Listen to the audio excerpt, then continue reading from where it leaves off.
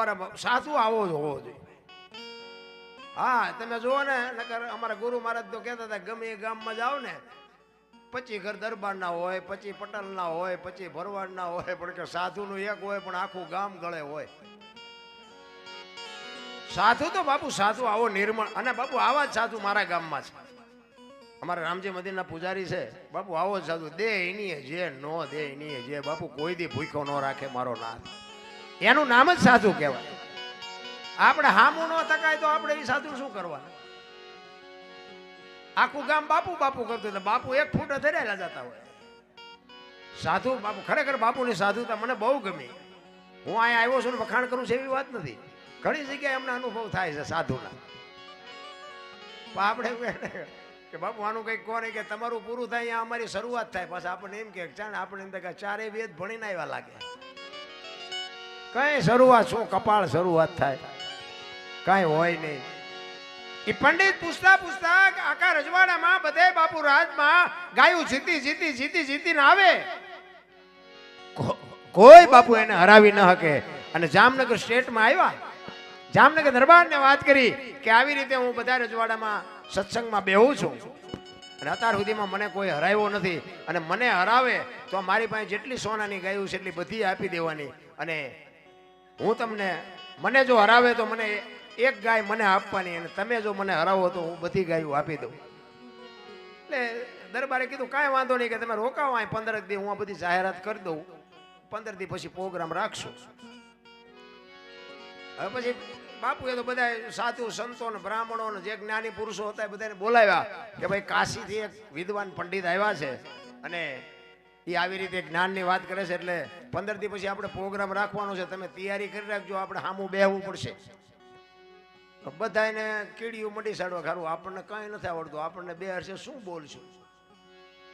એમ એક ગામડું, જામનગરની બાજુમાં એક ગામડું, ની ગામડાનો એક બ્રાહ્મણ થોડીક જમીન અને મરવા ઊભા થવાના બેહવાના વારા કરે એવા બળદિયા, હાવ ગરીબ બ્રાહ્મણ, ઠીકડા વાળા લુગડા, મેલો દાઢ માણા અને 5-10 વીઘા જમીન, એમાંથી પોતાની રોજી રોટી રડે. અને એમાં એક દિવસ જામનગર હટાણું કરવા માટે આવ્યો અને શેઠની દુકાને વસ્તુ લેવા આવ્યો ને, એટલે શેઠે કીધું કે રાજમાં જવાનું છે શું? કે ના બાપા, રાજમાં મારે શું કામ છે, મને કોણ ઓળખે. એટલે શેઠે વાત કરી, અરે કાશીથી એક પંડિત આવ્યા છે ને એમને આવી વાત બહાર પાડી છે, એને જો હરાવી દે તો સોનાની ગાયું એની પાસે જેટલી છે એટલી બધી મળી જાય. અને ભાઈ બ્રાહ્મણને તો તમે જોવો ને તો આમ ઉભરા મીડિયા ચડવા કે એવું છે. તો કે હા, તો કે રે મને બાપુ પાસે જવા દે. એ વસ્તુ લેવાનું પડ્યું, મૂકીને દરબાર પાસે ગયો. દરબારને કીધું કે બાપુ એક કાશીના પંડિત આવ્યા છે, મેં વાત સાંભળી છે. કે હા, તો કે એની સામે મને બેહારજો ને. દરબાર કે કાશીથી ભણીને આવ્યો છે, તારું કામ નહીં, તારા લુગડાના ઠેકાણા નથી ને એની પાસે શું આમ? કે પણ બાપુ નહીં આબરૂ જવા દઉં, મારો નાથ, મારો ભોળિયો નાથ નહીં જવા દે. ઈ કે ના ભાઈ ના, તારું કામ નહીં. ઈ કે પણ બાપુ આમ જો મને બેહારજો, મને બેહારજો. ઈ કે ભાઈ 5 દી પછી પ્રોગ્રામ છે, 5 દી પછી આવજે. ઘરે જઈ અને ગોરાણી મને વાત કરી કે આવી રીતે એક પંડિત આવ્યા છે અને અહીંયા મારે જવાનું છે. ગોરાણીમાં કીધું કે ભાઈ એવા પંડિત પાસે તમારું કામ ને નામુના નકામાં દુખી થશો, બાપુ વટશે. એ કે તને ન ખબર પડે. અને જે દિવસે બાપુ બેહવાનું હતું, સત્સંગનો જે દી પ્રોગ્રામ હતો ને તેથી દી ઉગ્યામાં બાપુ દરબાર ગઢના દરવાજે આવીને બેહી ગયો. કચેરી ભરાણી, બધા આવ્યા જોવા, સાધુ સંતો ભક્તો દાતારો બધા આવ્યા. અને પંડિત આવ્યા, રાજા સિંહાસન ઉપર આવીને બેઠા છે. એક આસન પંડિતને આપ્યું ને એક આસન સામે મૂક્યું છે. અને પંડિત કહે છે કે મારી સામે કોણ બેસે? એટલે કીધું કે ભાઈ આ સભામાંથી કોણ આવે છે આના સામે બેહવા? એટલે બીજા કોઈને ઉભા થયા. ઓલો બ્રાહ્મણ હતો ને, સારંગધરીનું નામ હતું, એ સારંગધર ઉભો થયો. બાપુને આમ થાય કે આ મારી આબરૂની પથારી ફેરવવાનો છે, અને બીજા કોઈ ઉભા નથી થતા, એકાદાને કોક નથી બેહારવો પડે. એટલે એ કે બાપુ આવું હું?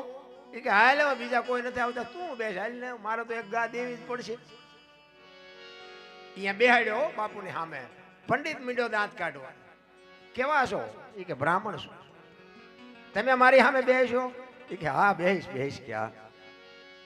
એટલે કે હું પૂછીશ ને એનો તમે જવાબ નહીં આપી શકો, પણ હું તમને પહેલા ચાન્સ આપું, તમે મને પૂછો. એ કે એમ? તો કે હા. અને પછી એને કીધું કે આડી વાગે ઊભી વાગે વાગે કાપી નાખી, બાળ્યા પછી બોલે નહીં આ સારંગધરની સાખી. આનું શું મને કયો? પંડિત ને બાપુ પરસ્યો મીડો વળવા. ઈ કે હું કીધું? ઈ કે આડી વાગે ઊભી વાગે વાગે કાપી નાખી, બાળ્યા પછી બોલે નહીં સારંગધરની સાખી. લખ્યું એટલે લખી લો. કે ઘડીએ ઘડીએ નહીં કહું. ઓલો વિચાર કરે કારું આ વેદમાં પુરાણમાં શાસ્ત્રમાં ક્યાંય નથી આવ્યું.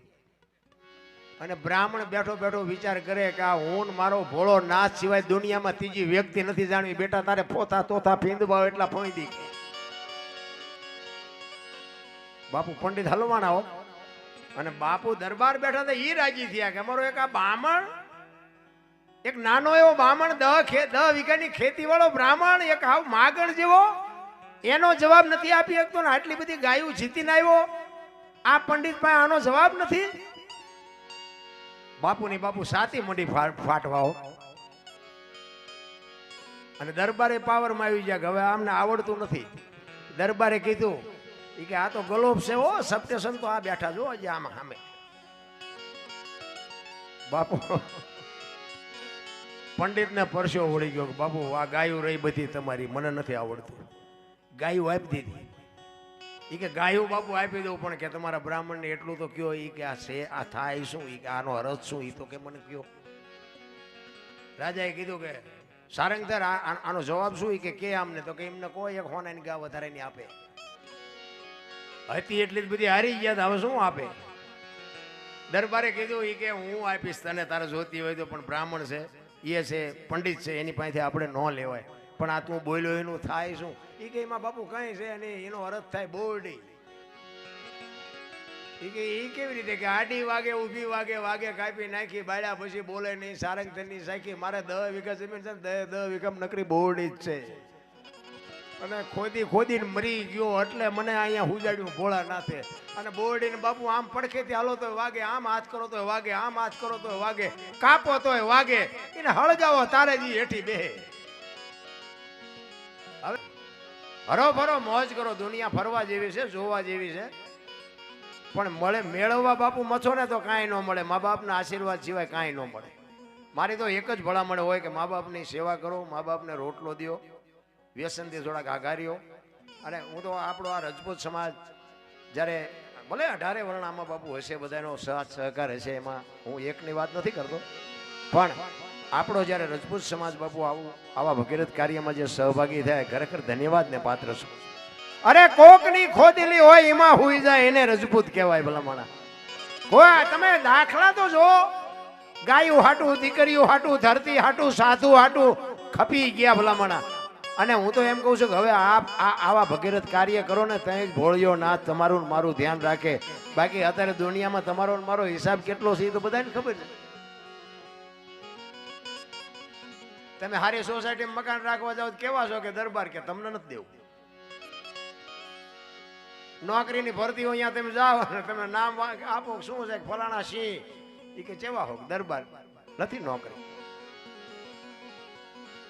દરબારો માટે બાપુ બસ રાજી કોઈ નથી. પાછા આમ ગમે છે બધાને દરબાર થાવું.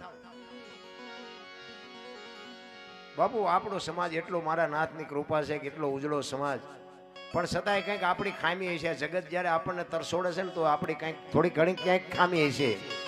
કહેવાનો મારો અર્થ એ છે કે તમને ને મને બાપુ મોકો મળ્યો છે કંઈક હરિનું ભજન કરી લઈ. એક ઘડી આધી મેં પુનિયા તુલસી સંગત સાધકી કટે કોટી અપરાધ. તમને મને આ મહાપુરુષો બાપુ કેવા કેવા પોતાના જીવન હોમી દીધા છે. દુનિયા એમના યાદ નથી કરતો. ભજન સમજાય તો જ મજા આવશે.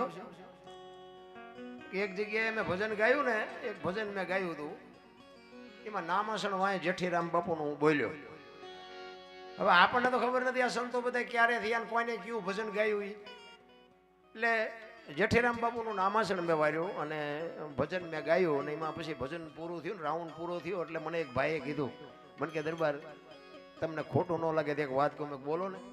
મને કે આ જે તમે અત્યારે ભજન ગાયું ને એ કે જેઠીરામ બાપુએ નથી ગાયું. મેં કીધું તો? એ કે દાસી જીવણે ગાયું. એટલે મેં કીધું તમને ખોટું ન લાગે તો હું કહું. તો કે હું? મેં કહું દાસી જીવણે નથી ગાયું, જેઠી રામે નથી ગાયું, મેં ભાયડાએ ગાયું. મને કે આ બનાવ્યું દાસી જીવણે. મેં કહેતા એમ ફાઈટ ને, તું સમજણના ઘરમાં તું નથી, સમજતા કાંઈ નથી ને ધોકા હમણે છે. અને જેઠીરામે ગાયું એક દાસી જીવણે ગાયું ભજન શું કે છે એમાં ઉતરીને આમાં તારે ક્યાં કામ હતું જેઠીરામનું દાસી જીવનનું. હજી તો આવા આવા સંશોધન કરે છે. એટલા માટે બાબુ ભજન છે ને જેને ગાયું હોય ને, પણ ભજન શું કહેવા માંગે છે. સવારામ બાપાએ કીધું સુરતા સુગડ સમેટે સાહેબ ઘટમાં ભેટે તીર્થ વ્રત બહુ કરે જાય બદરીને બેટે પડ્યું ત્યાં ગોતે નહીં ગોતે સેટે સેટે આદલ તો અંતરમાં રહેશે મારા બાપ ભજન કરો તો ભેટે. આ એક શબ્દ બાપુ જબુમાને વાગી ગયો અને જબુમાનું કામ થઈ ગયું. એમ મારો કહેવાનો અર્થ એ છે કે આખી રાત તમે બેહો ભજનમાં બેહો અને તમને એકય ભજનમાં જો મજા ન આવે કે જીવનમાં ઉતરે નહીં ને કે આ તો બધું વરસાદ જેવું છે. વરસાદ પડે ને એટલે આમ એક હરખો જ પડે ને, આખું ખેતર હોય તેમાં એક હરખો જ પડે. પછી એમાં ગલાસ મૂક્યો હોય ને ગલાસ જેટલું આવે ને ડોલ મૂક્યું હોય ડોલ જેટલું આવે ને માટલું મૂક્યું હોય માટલા જેટલું આવે અને કોઈક ભાગ્ય ઊંધું મૂક્યું હોય તો કોરે કોરું રહે. શું તમારે લેવું છે એ તમારે જોવાનું હોય. શું કહેવા માંગે? ચિત્તની શાંતિ, મનની પ્રશંસા, દિલની દાતારી, ગુમડાની રૂજ અને ટાઢિયા તાવની ટાઢ એટલું અંદરથી આવે. મારો ઇતિહાસ તો લગભગ તમને ખબર છે, છતાંય કહું મારો ઇતિહાસ બાપુ જેસલ કરતાય ખરાબ છે. હા, આપણે સારું કામ કર્યું જ નથી. ખટારાનો ડ્રાઈવર તો ઓગણીમી કોમ ન કહેવાય. ખટારો આંકો છે, આખી દુનિયા રખડ્યો.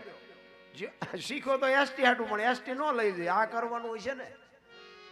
મેં કહું મૂકો ખટારાને ને એસટી બે અને આપણો મેળ પડી ગયો આમાં. કહેવાનો મારો અર્થ આખી દુનિયામાં રખડો પણ સિદ્ધાંત જીવનનો હોવો જોઈએ. હું ખટારો આંકો બધા રાજ્ય રખડી આવ્યો, પણ કોઈ એમ કે દરબારે દારૂ પીધો તો પરમાટી ખાતી હતી 5 લાખની શરત મારીને આવજો આપણી પાસે પુરવાર કરી દઈશ. એમ જીવનનો સિદ્ધાંત જોઈ. મારું કુળ કયું, મારું ખાનદાન કયું, મારા મા બાપ કોણ, આનો પાવર ન હોય તો મરી જવાય. તમને અને મને એક તમારા કુળની જો તમને ભાન ન હોય તો જીવવાનો કોઈ અધિકાર જ નથી. ભલામણ અરે હું તો એમ કહું રાતે 2 વાગે તમારા ઘરે આવો ને તમારી શેરીનું કૂતરું તમને જોઈને જો પૂંછડી ન પટપટાવે મરી જવાય. કૂતરું નથી ઓળખતું, જગત શું ઓળખે? હું એટલા માટે કહું છું, નકર કૂતરાને ખબર ન પડે. આમ બજારમાં આવો ને પગનો હરકો થાય તો કૂતરું જાગી તો જાય. એ આમ જોઈને આમ નજર કરીને કે આ તો ઓલો લુખે છે, આને ક્યાં બટકો રોટલો નાખ્યો કોઈ એને ખબર પડે. પ્રેમ કર્યો હોય ને તો એને ખબર પડે.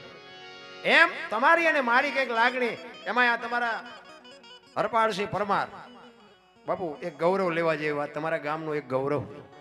અને હું તો એમ કહું એ કદાચ ગમે એ બાપુ મોટા સ્ટેજ સુધી પહોંચશે ને તો ગામનું નામ ઉજળું થશે. એક લખી લેજો, જે થાય લઉં સપોર્ટ કરજો મારા. કારણ કે આજ હું દુનિયાના છેડે જાઉં ને, કદાચ તમે ગયા હોય અને તમને કોઈ પૂછે કયું ગામ ને એમ કયો ખમિયાણા ને બાપુ જો મારું નામ ન લેતો તો આપણે ભજન ગાયું ન કહેવાય ને. એમ મારો કહેવાનો અર્થ એ છે કે એને કદાચ આજ નહીં તો કાલ મોટું સ્ટેજ મળશે અને એમ કે કયું ગામ કે તમે જાઓ ને એમ કે કયું ગામ કે ઉમરડા, એટલે ઓલા હરપાળસિંહ નું મારા રામ ભજન એવડી મોટી વાત છે. બાકી કરોડપતિ ના દીકરા ઉભા વાંડા જેવા બધા રખડે, કોઈ નથી કહેતું કિયા ગામના સોય. ભજન છે જુદી બાબત છે. એટલા જ માટે મહાપુરુષોએ બાપુ છે ને જે હોમ્યું છે ને પોતાના દેહ હોમી દીધા છે. એમનામ ભજન ન થઈ શકે. અને મને તો આ દરબારું આવા કાર્ય કરતા હોય, દરબારું ભજન ગાતા હોય. આમાં રણજીતસિંહ જો બાદશાહ કહેવાય ને, પણ એને ભજન વાળા હારા માણા જ બોલાવે. આ ધંધો કરતા હોય ને એને હારા માણા બોલાવે. દારૂડિયા જુગારિયા આમના ભાઈબંધ ન હોય. હારા માણામાં બાપુ જો જગ્યા જોતી હોય ને તો આ ભજન એક જ વધ્યું છે. લખવું હોય તો લખી લેજો. આ એક જ વસ્તુ એવી છે કે આમાં મા દીકરો બે એકે, બાપ દીકરી બે એકે, ભાઈ બેન બે એકે, એવું જો વધ્યું હોય તો ભજન એક જ. બાકી જે ભગવાન કાંઈ છે નહીં રામ.